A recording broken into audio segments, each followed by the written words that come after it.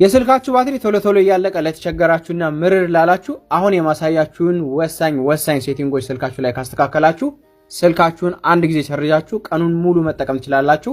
አንደኛ ስልካችን ላይ የሚገኙ አፕሊኬሽኖች በማንጠቀማቸው ወይም በማንፈልጋቸው ሰዓት ከስልካችን ባትሪ ላይ እንዳይጠቀሙ እንዴት መዝጋት እንችላለን?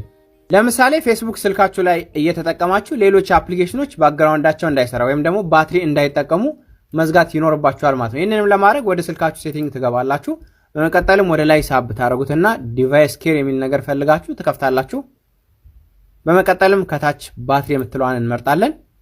በመቀጠልም ከላይ 3 ነጥብ ጣቡን እንመርጣለን። በመቀጠልም ሴቲንግ፣ በመቀጠልም ስሊፒንግ አፕ የምትለዋ ውስጥ ትገባላችሁ። በመቀጠልም አድ የምትለዋን በመንካት ባክግራውንዳቸው እንዳይሰራ ወይም ደግሞ በማትጠቀሟቸው ወይም በማትፈልጓቸው ሰዓት ባትሪ እንዳይወስዱ የምትፈልጓቸውን አፕሊኬሽኖች በሙሉ እየመረጣችሁ ክሊክ እያደረጋችሁ ብቻ መጨረሻ ላይ አድ የምትለዋን ስትጫኑ ስሊፒንግ ሞድ ላይ ይገባሉ ማለት ነው።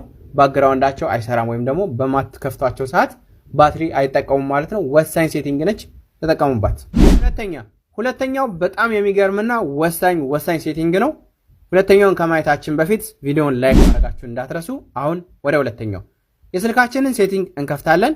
በመቀጠልም ወደ ላይ ሳብ እናደርገውና አሁንም ዲቫይስ ኬር የምትለዋ ውስጥ እንገባለን። በመቀጠልም ባትሪ የምትለዋ ውስጥ እንገባለን።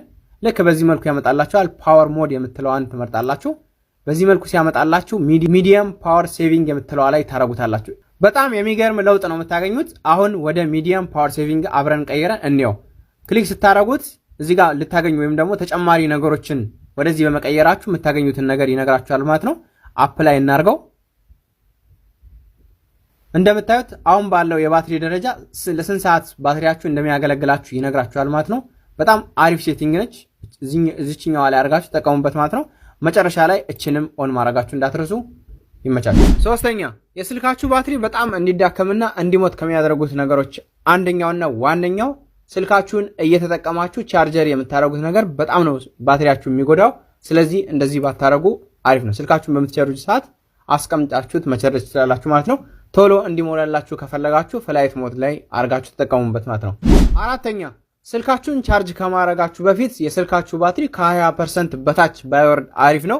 እንዲሁም ቻርጅ በምታደርጉት ሰዓት ከ80% በላይ ባይወጣ አሪፍ ነው ማለት ነው። በ20 እና በ80 መሃል ቻርጅ ያደረጋችሁ ብትጠቀሙ አሪፍ ለውጥ ታገኙበታላችሁ ማለት ነው። ሌላኛው ስልካችሁን በምትጠቀሙ ሰዓት ሙቀት ያለበት ቦታ ላይ ወይም ደግሞ ቴምፕሬቸሩ ከፍ ያለ ቦታ ላይ ባትጠቀሙ አሪፍ ነው። ቻርጅም ስታደርጉት እንደዛው ሙቀት ያለበት ቦታ ላይ ባታረጉት የስልካችሁ ባትሪ እንዳይጎዳ ወይም ስልካችሁ እንዳይጎዳ ተጠብቁታላችሁ ማለት ነው። ተጠቀሙበት። ይመቻችሁ።